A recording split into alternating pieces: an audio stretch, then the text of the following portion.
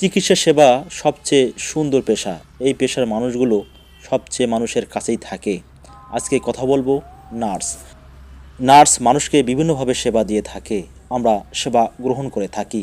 কিন্তু নার্সের ব্যাপারে আমরা বিভিন্ন মন্তব্য পেশ করি। এই মন্তব্যের কারণটা আমি বুঝি না। একজন নার্স না থাকলে আপনারা যেমন সেবা ঠিকভাবে পাবেন না, ঠিকভাবে সুস্থ হওয়ার যে আপনার প্রচেষ্টা সেটাও ব্যাহত হবে। ডাক্তার শুধু দেখে যায়, কিন্তু প্রধানত সেবা দিয়ে থাকে নার্স। এই নার্সকে নিয়ে আমরা বিভিন্ন মন্তব্য করে থাকি। আজকে আমরা আলোচনা করব উত্তরবঙ্গের নার্সিং কলেজ যেটা নতুন হয়েছে, পায়রাবন নার্সিং কলেজ। এই কলেজে নতুন করে শিক্ষার্থী ভর্তি হচ্ছে এবং ছেলেমেয়েরা সেখানে পড়ালেখা করে বিভিন্ন প্রতিষ্ঠানে তারা কর্মরত হবেন, এটাই প্রত্যাশা করি। আমি মনে করি নার্সকে নিয়ে আমরা অতিরিক্ত কোনো কথা না বলে তাদের ভালো গুণটাকে আমরা সবসময় গ্রহণ করি। এটি বাবুখাঁয়ে অবস্থিত। এটি পুরনো একটি পাঠাগার। এখানে ছেলেমেয়েরা অবসর সময় এসে বই পড়তে পারে, পাশাপাশি বিভিন্ন খেলাধুলার সামগ্রী রয়েছে, সেই সামগ্রীর মাধ্যমে তাদের খেলাধুলা বিকাশ ঘটাতে পারে।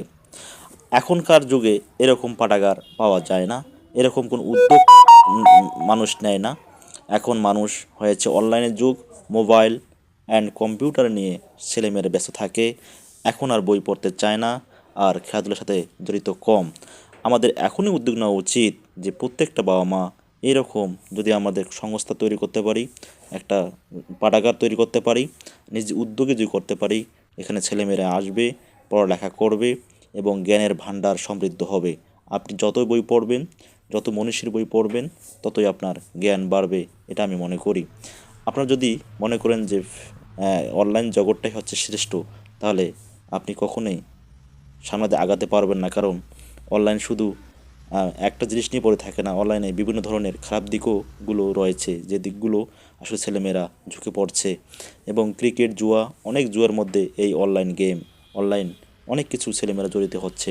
তাই আমাদের উচিত ছেলেমেয়েদের মেধা বিকাশ, ছেলেদের ফিটনেস ঠিক করার জন্য এরকম এক সংগঠন, যেখানে সেই সংগঠনের মাধ্যমে ছেলেমেয়েরা লেখাপড়া করতে পারবে, পাশাপাশি খেলাধুলার সাথেও উৎসাহ প্রদান করতে হবে, যাতে তাদের মানসিক বিকাশটা ঘটে, এটা আমরা প্রত্যাশা করি। প্রিয় বন্ধুরা, আমাদের ভিডিওগুলো আপনাদের কেমন লাগে আপনারা কমেন্ট করে আমাদের জানাতে পারেন। আমরা চেষ্টা করব সব সময় সুন্দর ভিডিও উপস্থাপন করার জন্য, এবং আপনারা যাতে জ্ঞানমূলক কিছু পেয়ে থাকেন আমাদের ভিডিওর মাঝে, তাহলে আমরা সার্থক, আমরা ধন্য হব যে আমরা আপনাদের মাঝে কিছু দিতে পেরেছি। আজকে আমরা ভিডিও করেছিলাম রংপুরের বিভিন্ন স্থানে, যে স্থানগুলো আপনারা অনেকেই চেনেন, আবার অনেকেই চেনেন না। ভালো থাকবেন, সব সময় আপনাদের পাশে রয়েছি আমি, আশরাফুল আলম।